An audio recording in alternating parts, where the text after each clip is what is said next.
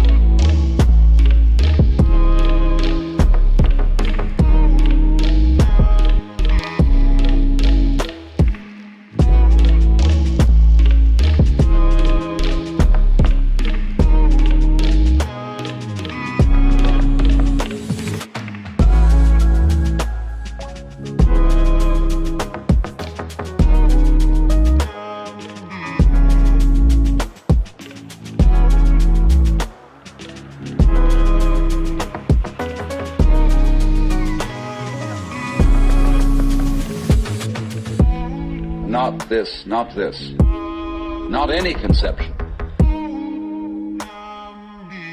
The highest state of consciousness in samadhi is called nirvikalpa samadhi, which means literally non-conceptual.